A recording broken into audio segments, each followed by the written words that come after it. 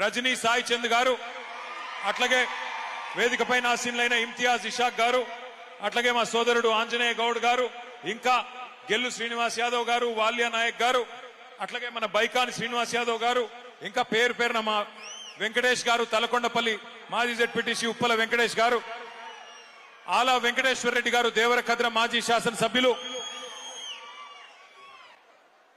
అందరి నేను ఎవరెవరి పేర్లు చెప్పలేదో దయచేసి ఏమనుకోకండి. మా మాజీ మున్సిపల్ చైర్మన్ మా సోదరుడు ఉద్యమ బిడ్డ నరసింహ గౌడ్ అన్న గారు, అదే విధంగా వేదిక పైన ఉన్న మా అందరూ అన్నలకు తమ్ముళ్లకు పేరు పేరున వేదిక ముందున్న పత్రికా మిత్రులకు అందరికీ నమస్కారం. జర్రనికి దండం పెడతా ఆగురయ్య, పూలు దల్లకు ప్లీజ్. నాకు తెలిసి ఇది పూల పండుగ బతుకమ్మ, కానీ కొద్దిసేపు ఆగు. ఇక్కడికి వస్తుంటే సోదరులు శ్రీనివాస్ గౌడ్ గారు, లక్ష్మారెడ్డి గారు, వెంకటేశ్వర రెడ్డి గారు మేమంతా కలిసి వచ్చినాం. వస్తుంటే అప్పుడే ఈ జిల్లా మంత్రి, పక్కనే ఉండే కొల్లాపూరు ఎమ్మెల్యే, ఈ జిల్లా మంత్రి జూపల్లి కృష్ణారావు మాట్లాడిన మాటలు మొన్న మధ్యనే ఏదో ఒక సభలో మేము అందరం చూసినాం.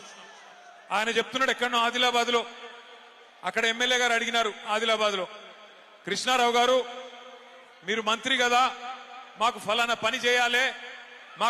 పని చేయాలంటే మీ జిల్లా మంత్రి గారు ఏమంటున్నాడు ఎరికేనా? నేనెట్లా చెప్తా, నాకేం తెలుసు, నేను మళ్ళా గెలుస్తానో సస్తానో తెలియదు, మళ్ళా మా ప్రభుత్వం వస్తుందో రాదో తెలియదు, మేము గెలుస్తామో మా ప్రభుత్వం వస్తుందో మాకు తెలియదు, కాబట్టి మాట ఎట్లా ఇస్తా, నేను మాట ఇయ్యా అని చెప్పి జూపల్లి కృష్ణారావు గారు చెప్తా ఉంటే మేము చూసి నవ్వుకుంటా ఉన్నాం. కానీ ఇక్కడికి వచ్చిన అచ్చంపేట బిడ్డలందరికీ తెలుసు, జూపల్లి కృష్ణారావు గారికి తెలియకపోవచ్చు మళ్ళీ ప్రభుత్వం వస్తుందో రాదో అని, కానీ ఇక్కడికి వచ్చిన అచ్చంపేట బిడ్డలకు తెలుసు మళ్ళీ కాంగ్రెస్ ప్రభుత్వం వస్తుందా పక్కానా? తిరిగి ఎవరు వస్తారు? ఎవరు వినబడతలేదు. కేసీఆర్ఏనా? పక్కానా? పక్కానట్టు ఒకసారి చేయిలు అవ్వట్టండి, అందరు 2 చేయిలు అవ్వట్టండి. జై తెలంగాణ. మంత్రులకు సోయి లేకపోవచ్చు, తెలివి లేకపోవచ్చు, కానీ అచ్చంపేట బిడ్డలకు మాత్రం తెగువ ఉంది, పౌరుషం ఉంది, తెలివి ఉంది. కాబట్టి మీరు చెప్తున్నారు ఈ దుర్మార్గ కాంగ్రెస్ ప్రభుత్వాన్ని మళ్ళీ రానియమని చెప్తున్నారు.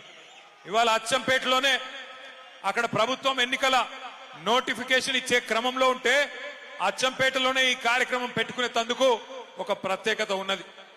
మీ అచ్చంపేట నియోజకవర్గంలో ఇక్కడ పుట్టిన ఒక వ్యక్తి ఇవాళ రాష్ట్రానికి ముఖ్యమంత్రిగా ఉన్నాడు. కొండారెడ్డిపల్లి నుంచి ఎవరైనా ఉన్నారా? ఇక్కడ కొండారెడ్డిపల్లెలు ఉన్నారా? ఎవరైనా లేరా? ఉన్నారా? లేరా? సో మీ కొండారెడ్డిపల్లె, వంగూరు మండలం కొండారెడ్డిపల్లె. నేను ఇక్కడికి వచ్చేటప్పుడు కొండారెడ్డిపల్లె మీదకెళ్ళి వచ్చిన, కల్వకుర్తి మీదకెళ్ళి చూసుకుంటా వచ్చిన. ఆ ఊరోళ్ళు కానీ అక్కడ ఉండే పెద్దలు కానీ ఎవరైనా ఉంటే చెప్తారేమో అనుకున్నా. ఎందుకంటే రేవంత్ రెడ్డి గారు రోజుకొక తీరుగా మాట్లాడతాడు. ఆయన ఒకరోజు ఏం చెప్తాడు, నేను చాలా పేద రైతు కుటుంబం నుంచి వచ్చిన ఒక పేదవాడు, ఒక పేద రైతు బిడ్డ ముఖ్యమంత్రి అయితే కేసీఆర్ కు నచ్చుతలేదు, టీఆర్ఎస్ వాళ్ళకు నచ్చుతలేదు అని ఒకరోజు మాట్లాడతాడు.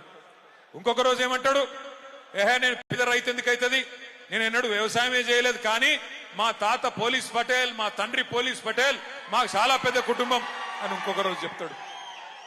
ఆయనను చూస్తే నాకు ఒకటే అనిపిస్తుంది, ఆయనలో ఒక అపరిచితుడు ఉన్నాడు లోపల. పొద్దున రాము, సాయంత్రం రేమో, 2 మనుషులు ఒకటే మనిషిలో ఉన్నారు. పొద్దున ఒక తిరిగా మాట్లాడతాడు, సాయంత్రం ఒక తిరిగా మాట్లాడతాడు. ఆయన మాట్లాడే మాటలు వింటే మాకే అర్థమైతలేదు ఏం చేయాలనో. శాసనసభలో అందరి ముంగట రాష్ట్రం అంతా చూస్తా ఉంటే ఇలా రాష్ట్రం పరువు తీస్తా ఉన్నాడు ఈ ముఖ్యమంత్రి రేవంత్ రెడ్డి. అందుకే ఆయన పుట్టిన గడ్డ అచ్చంపేట నుంచే మనం మొదలు పెట్టాలి మన జైత్ర యాత్ర అన్న ఉద్దేశంతో ఇక్కడనే ఈ జనగర్జన సభ పెట్టుకున్నాం. తప్పకుండా మిమ్మల్ని అందరినీ చూస్తుంటే నాకైతే నమ్మకం కలుగుతున్నది, స్థానిక సంస్థల ఎలక్షన్లలో కాంగ్రెస్ వాళ్ళు ఓటు అడగడానికి వస్తే తప్పకుండా వాళ్లకు మీరు ఏ బుద్ధి చెప్పాలో అది చెప్తారనే విశ్వాసం కూడా ఖచ్చితంగా కలుగుతా ఉన్నది. దయచేసి ఒక్క మాట ఆలోచించమని చెప్పి నేను కోరుతా ఉన్నా. నిన్న మొన్న అవతలి మొన్న వార్తలు వస్తా ఉన్నాయి, పక్కనే మనకు కర్ణాటక రాష్ట్రం ఉంటది. కర్ణాటక రాష్ట్రంలో కృష్ణానది మీద ఆల్మట్టి అనే ఒక డ్యామ్ ఉంటది. ఎప్పుడో చాలా కాలం కింద కట్టినారు. కానీ కట్టినప్పుడే అప్పుడున్న మన ఆంధ్రప్రదేశ్ ప్రభుత్వం, ఇంకప్పటికి తెలంగాణ ఏర్పాటు కాలే, ఆనాడే అప్పుడున్న ఆంధ్రప్రదేశ్ ప్రభుత్వం కూడా ఈ